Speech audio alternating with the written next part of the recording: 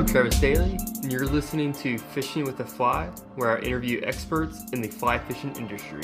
Erik Thue joins us in this episode to talk about fly fishing for muskie. Erik runs a guide business, Catch and Capture, in northern Wisconsin, and if anything rivals his passion for muskie fishing, it's his passion for photography and capturing that once-in-a-lifetime experience for his guests. You're in for a treat with this episode. Let's jump in. Hey Erik, thanks for sitting down with us today. Before we get into the muskie fishing, go ahead and tell us a little bit about how you got into fly fishing. All right, Travis. Yeah, thanks for having me on here. Well, I guess fishing just in general. And when I was younger, I didn't have a huge draw to fly fishing at first, and kind of was that. What I saw like on TV or the exposure that I had, I thought it was like old guys in tweed and, it's way different. And so, I got first exposed to it, in Minneapolis area where I grew up and at a fishing show, and they had a whole section that was just dedicated to fly fishing. They had the casting pond.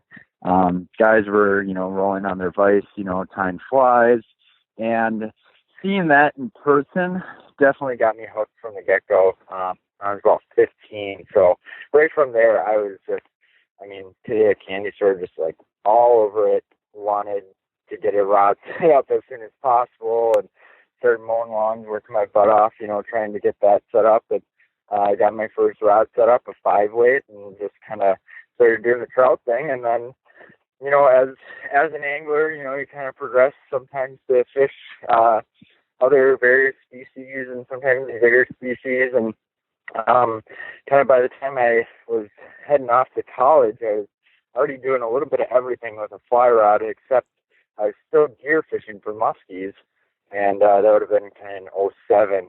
And I started reading about guys doing it for, muskies on a fly, and kind of started doing a little bit more research and kind of did a few connections with some folks who were with, kind of the early stages of the sport. Kind of still, guys have been doing it for 20 plus years, but it was still whispered about, even 5, 6, 7 years ago, really. Yeah, that's very true. It just kind of now just like popped up in recent years, and all these articles have been released. Mm-hmm. That's awesome. So you kind of got started in it right when it was before it got popular. Before it was like actually chasing with a fly rod. Yeah, I think, like I said, there's guys that have chased fish, with, muskies in particular with a fly rod. You can date it back to 20, 30 years ago easily, and maybe even beyond that.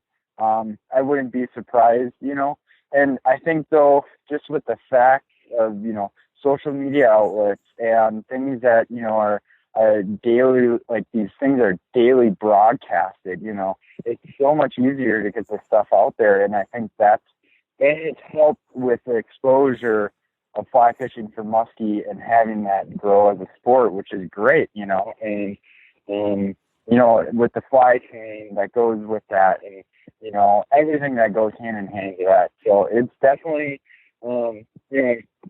been fortunate to be kind of a little bit of, part of it when it was still, kind of people were tiptoeing into it, and then really starting to see it, blow up and, guys really getting into the predator game. That's awesome. Yeah, so can you go ahead and explain just the basic setup for fly fishing for muskie? Like the rod and the reel and line that you would actually need? Absolutely. So, from the get-go, 10-weight is kind of the staple, in my opinion, to our sport. You can go down to, like a 9-weight, which is great for throwing single hook musky flies. From there, the 10-weight though, and that the versatility that it has for the option of, all the options of lines, there's going to be tons of different capacities to be able to achieve different things with our flies. But, it's really critical on how we fight and handle these fish. So, I've had guys ask me, well, why couldn't you catch a muskie? Could I muskie fish with my 7-weight? It's like, well, sure, you absolutely could. And, especially if they're, say, even smaller fish, but it's so vital for us to practice safe catch and release and let these fish grow, bigger and, let them swim another day and be a part of the ecosystem. And so the 10-weight is definitely critical in that. Just we're able to put a little bit more backbone into our rod. It's also going to help us with casting some of these larger flies, especially when we get into, say, windier conditions. So the versatility of a 10-weight is great in that aspect. Our fly lines, lots of options out there, all the way from our floating lines, and they're creating these floating lines with big heads on them, almost like a Skagit style, little big shooting lines. And then, we have our intermediate tips and full intermediate lines, and all the way down to, our really big cannon, sinking lines, 400, 500 grains, down to, 350, 300 grains. And so it's borrowed a lot from saltwater, but they're starting to, really recognize the sport even greater now. And there's some specialty lines out there that are kind of starting to see hit the market. And which is great. So then I guess, our fly lane will dictate what we want to do with, for our flies and how, top water or, something like that surface like a streamer. And then from there, off our fly line. Now this is not the end all be all. It's just what I prefer, what I like to use, what I'm going to hand my client in my boat. I run straight 40-pound fluorocarbon right off my fly. And in particular, Cigar, a lot of other companies out there that, you can get your hands on readily from most, bait or tackle shops or your local fly shop. And then from there, I run down with, I do everything with loop-to-loop connections. I want to be able to keep everything super easy and quick. So if I need to change out the fluorocarbon, I can change that out. And then from there, I go down to my bite wire. So I use bite wire. Some guys like to use fluorocarbon. It's a little bit of preference thing, but it's a heartbreaking thing when you see, the mid-40-inch fish, bite you off on 80-pound fluorocarbon.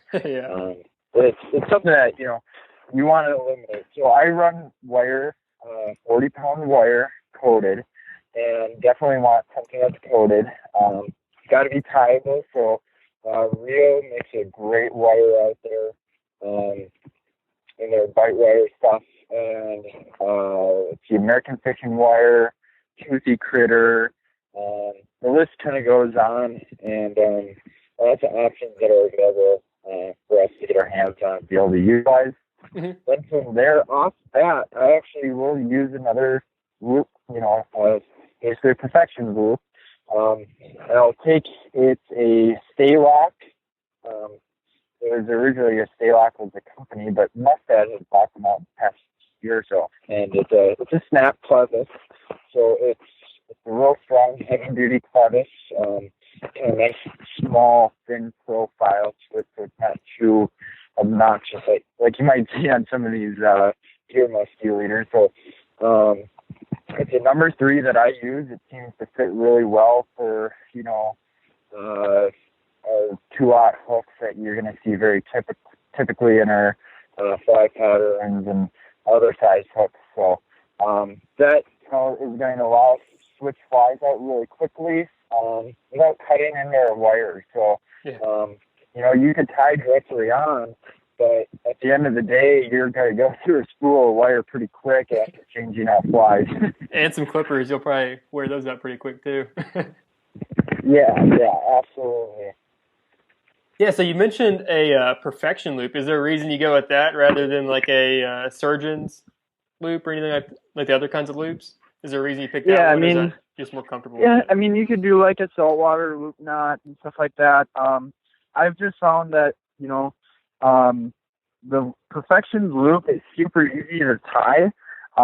It's pretty forgiving to be able to tie that with, whether it's heavy pound fluoro, or it's bite wire, it's really easy to be able to tie that. So, and once you get the hang of it, you can do it with your eye, you can do it with your eyes closed. Okay. The nice thing about that then too is, you can see for sure if that is tied 100% properly, because that tag end will actually stick out of the knot, and it should actually be sticking out 90 degrees off of the line. So, I mean, it'll be straight out. So basically, that's not going to flip out on you. It's not going to come undone on you. And you're able to clip it, that tag end really, really close to the knot without having too much forgiveness on that and having something, come undone for you. So I think just the simplicity of it, I guess, you could probably look at it on knot strength under like knot wars and stuff like that. I know it's a real high tensile knot strength. So, it's something that works for me. And some guys, like to use a Albright from their, their fluorocarbon to their bite wire. And that's just fine too. But hey, it's super quick and easy, just loop to loop and everything. Yeah, I agree. And you were mentioning about the line types, like doing the floating and intermediate and sinking. Is that dependent on the season, or what kind of makes you like go with a certain line type? Yeah. So, going with your lines, season definitely dictates a little bit of, what we're going to do during the time of the year. At least for me in my circumstance, I'm on the lake program. I'm guiding and fishing lakes, is pretty much my majority of what I do. So, with that being said, our flies are very neutrally buoyant. We utilize a lot of deer hair and some of these other synthetics and other materials into that. And so we need something that's going to sink the fly somewhat. And, if we want it over the top of cabbage weeds or if we want to be able to get that fly way deep off of, break lines and break edges off of weed edges and such. But, so our fly line will dictate how we want to, present our fly, how deep we might want to present our fly.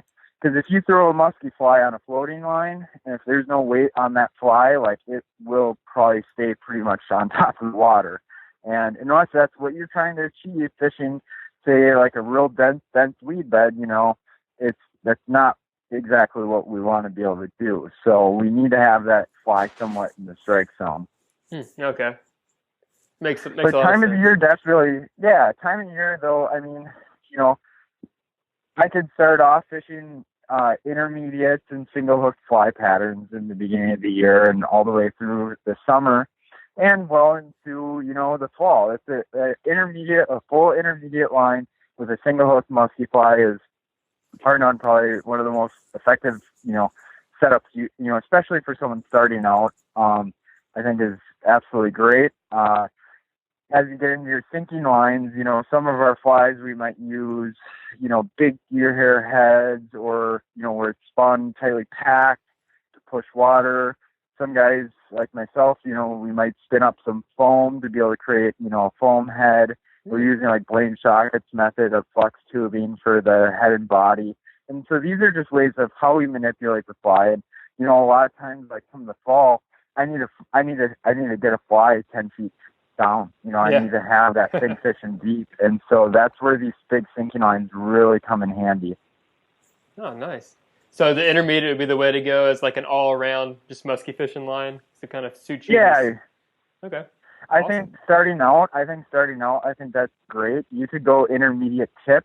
Most intermediate tips will be, your running line, et cetera, will be somewhat floating. So you could run top water flies with that. My other suggestion, kind of jumping back to the leader setup, for me, I like running, I run a pretty short leader section. These fish aren't line shy. If you have active fish, they are going to eat. They will move 25 feet for a fly. Oh, wow. There's no doubt about that. And that's one tail kick. So I run generally right around 3.5 feet long overall with my fluorocarbon and bite wire together as a leader. if you're fishing the rivers, though, something I wanted to add is with that leader setup was, break, break section in that leader. So some guys will run about like a 20 or 25 pound break section off the fly line before they start their leader setup, just so you're not, if you were to snag up on, say, like a big log or rock and there's no way you're getting that back, you can break that section of line and, unfortunately lose your fly and leader setup, but you're not breaking your fly line. So. Yeah, that's smart. So when you're casting that intermediate line and bite guard, is there like a specific way you're casting to get it to turn over, or is it just like chucking and ducking? No, I mean, there's kind of a couple different strokes that you're seeing in the musky fly casting world now. You're seeing some guys, if you look up, the big world record muskie that was caught off from Mille Lacs here just this last year on a fly rod, that they use a method of water loading. So they're kind of getting the fly out and back casting, letting that touch the water so it's water loading it, and then they're shooting it forward. That is one application that could be used. For me, a big part of this sport is actually casting. I thoroughly enjoy casting, but casting efficiently. So the double haul is definitely something to learn. So these are fish, as they say, of 10,000 casts. So let's try and not expel as much energy as possible, but it's all tempo. I like to kind of compare it to a golf swing. You're not going to go up to the tee box and just try and crank it out of the park, because if you do, you're going to be way left or right. So if you keep a nice, slow and easy tempo, definite stops is very key in your back and forward cast. And if you blend that into your double haul, you're going to be able to shoot some line pretty easily. These 10-weight lines, and intermediates and stuff like that, they have a pretty good sized head in them. So they're really able to rock it out there. No doubt. So awesome. I guess let's go ahead and dive into the flies that you like to use. Do you have any like specific patterns, or do you just basically tie it up to match the local bait fish that those muskies are feeding on? Yeah. Definitely. There's something to look at with your storage space. I think with your forage bases, matching the hats, it's no different when you're going out trout fishing or anything like that. Definitely a critical aspect. Water clarity is a huge aspect. Sometimes, for whatever reason, at least in our part of the country, you could be fishing one lake that's gin clear and, drive across the road and you're fishing tannic water. I've had really good luck, though, for whatever reason, with purple and, like an olive, like kind of Kelly green. I don't know why, but that color just seems to have been a producer for me. In our forage space, we have, obviously all the other game fish that, these muskies will eat, but primarily their food source where we're at is suckers. So any sucker type patterns are that makes huge. sense in all of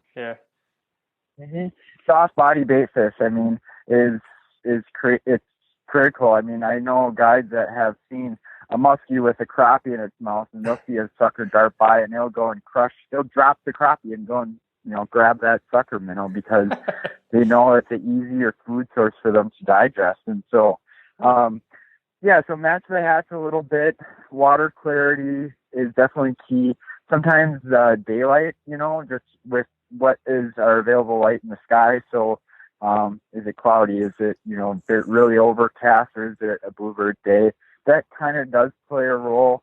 But we do have some staples like colors to the, from that we borrowed from the gear side of things, where guys have been fishing, black and orange is definitely a great color just to have in the box. All white is definitely an outstanding color to have in the box. Walleye color, etc. Fire tigers, key color to be able to have. Awesome.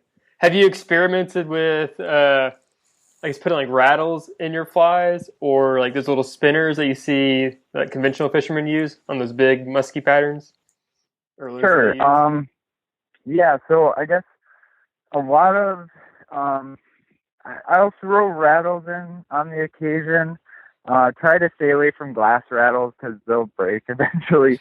Um, but conventional rattles that you might find for like bass fishing, for on the gear side, you can throw those into your fly patterns. I don't really touch base on any like blades or anything like that, just because you're adding a lot of weight that you're having to cast. So I tend to stay away from that. There are some kind of fly tying, like oversized grub tails, I'll call them. I think Cohen does a variation of it. There's a couple other misfit fly tying, which is kind of through one's fly shop in River Falls. They got some stuff that they use, and I'll incorporate it into my flies just to have something different. So kind of going back to the flies and what I tie, a benchmark pattern is definitely, reverse tying bucktail. We're able to sparsely tie bucktail in, reverse tying it where it's actually you comb the material backwards, and you create a dam of thread that will, allow for that to rest and stay in place. Mm-hmm. That is definitely a huge aspect to it. The big long slopping, whether it's from whiting or whomever, for our tails, flash and tinsel, other just, fibers that we can, synthetics that we can use to cut down on any form of water weight is, outstanding to use.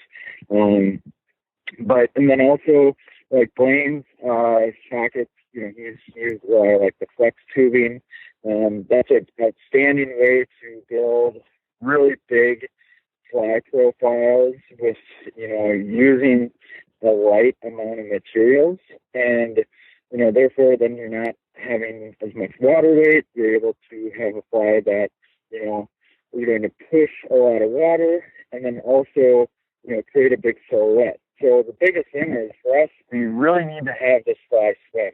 No doubt a muskie would eat, say like an oversized, rocker type leash looking pattern, but we want this left-right action. We want the head bobs and turns and how it rolls and how we can pause it, because when those fish see that side profile, that's what's going to trigger that lateral line in them to feed.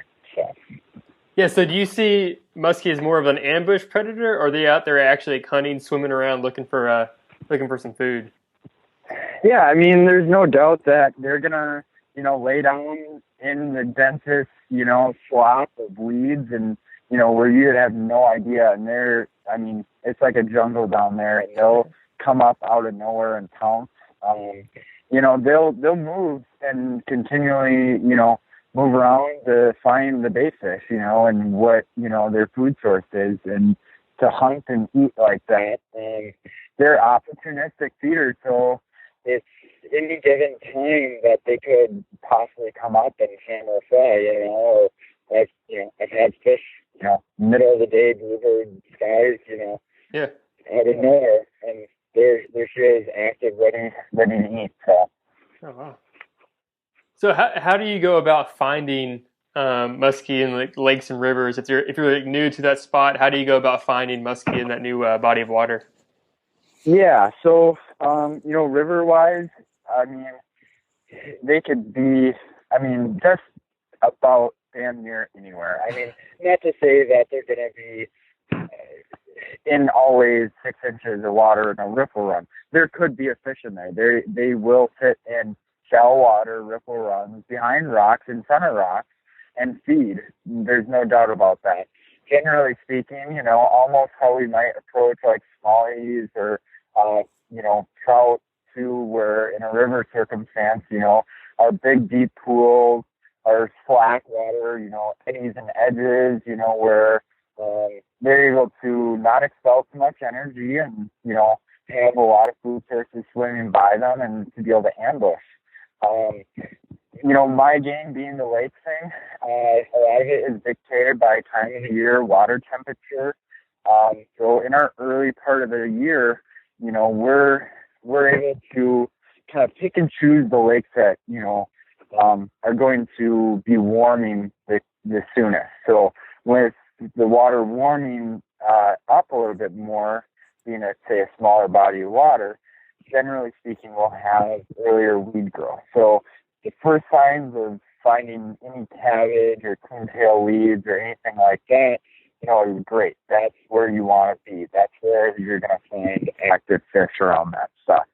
And then as we kind of get into summer, midsummer, like we're sitting in now, that 72 to 74 is, usually by then we're in full force, for water temps, and fish are extremely active and they're going to be on cabbage, on weeds. Frontal changes can vary this too, where they might lay up in sand, where if we had a big cold front but that sun is shining, it might be warming up like that sand flat or rock flat where they're able to, eat and they're able to lay and, digest their food and get ready for another meal.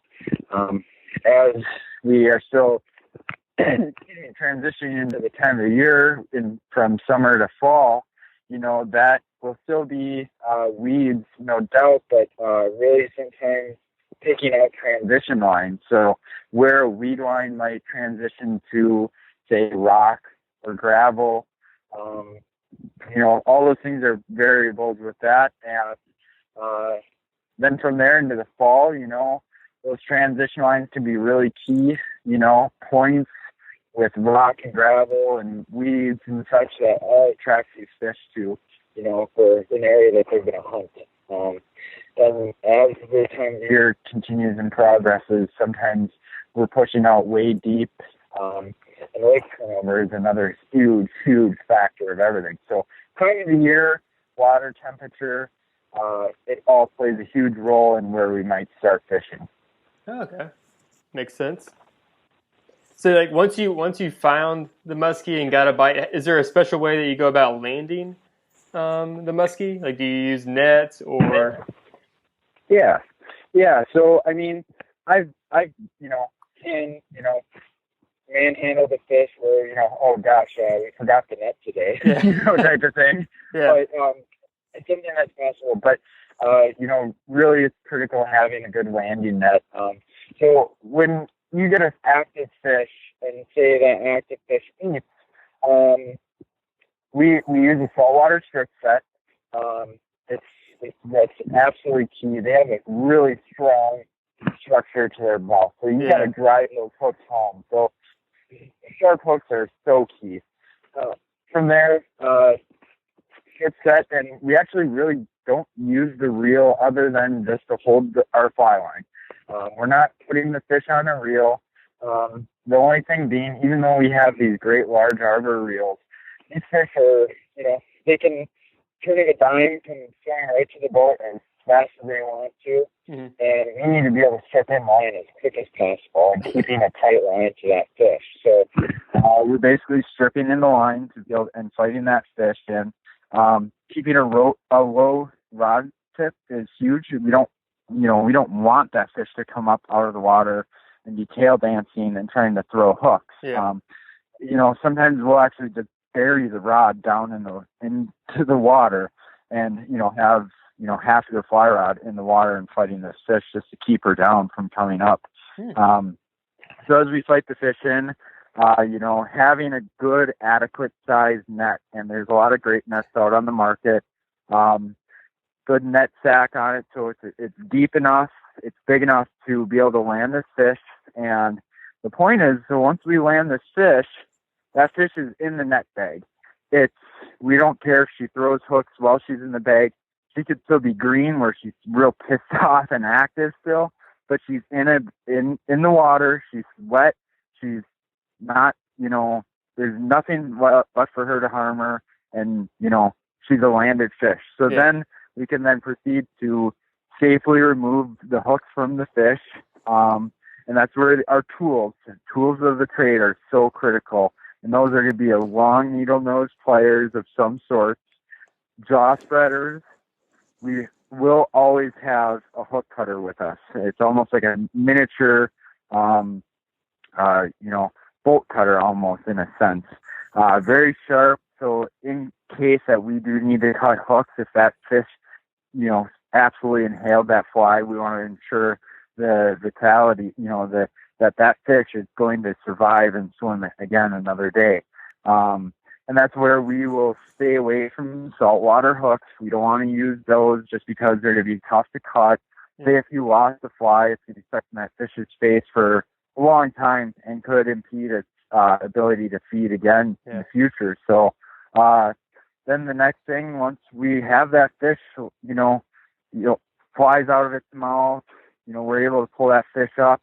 We need to be careful handling this fish. So we might use our one hand inside the gills, which we do need to be careful of because of the teeth and the size of the teeth. And, the gills itself, you can get gill rake on your knuckles.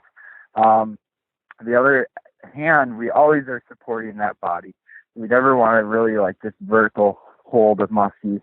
We want to support that body weight with that other hand indefinitely. Or there's the other route to, hold the back end of the tail with one hand and support the other half of her body and her head with the opposite hand. So, and really quick, you're just going to get a measurement if possible. We always have a bump board or some type of measuring device available, ready to go. If it's possible and you want to get a picture, have a friend ready, anything set up, just have it ready to go, get that picture, get that fish released. Yeah. Yeah, I know I guess your second passion is photography.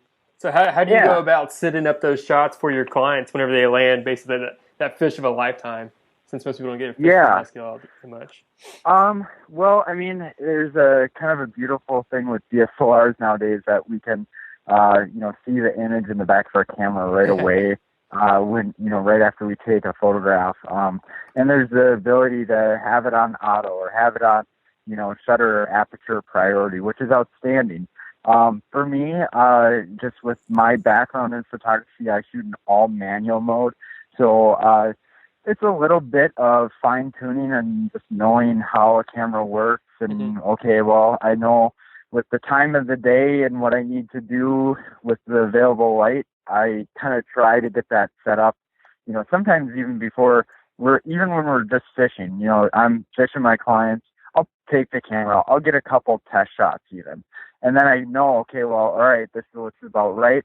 And then it's always just minor little adjustments and fine tunings, when we land a fish, if even, and just getting that picture really quick. That's awesome. Yeah. Well, Erik, it's been a blast. Thanks again for sitting down and talking with us about Musky. Before we sign off, where can everybody find you? Do you have a website to show that include or? Yeah. So you can find me at my website, catchandcapture.com, which is my guide services along with photographic services. So as well as with the guiding, I do provide, shooting throughout the time of your trip and your experience. I give my client the option of, unique album that, they're able to, have at home, have at their desk, at their office, or wherever that may be, to be able to, have a little bragging rights, we'll put it, and, so so just something a little bit unique and different to be able to offer as an option for anyone that decides to come up to northern Wisconsin and do this with me. You can also find me out on some of the social media avenues, so Instagram, you'll find me out there, and as well as Facebook. And what are those handles? Say that again? What are the handles for Instagram and Facebook? Oh, yeah. Instagram will be Catch and Capture, and you can find my, I have a personal page, just Erik Thue, Thue, on Facebook, but then as well, definitely seek out the Catch and Capture fan page and, give it a big thumbs up. And, I try to keep some stuff, frequent or posted, to give people a little bit of update of what's up here, what's going on, and some fish being caught. And yeah, absolutely. Awesome. Sounds good. I'll drop all that in the show notes for this post.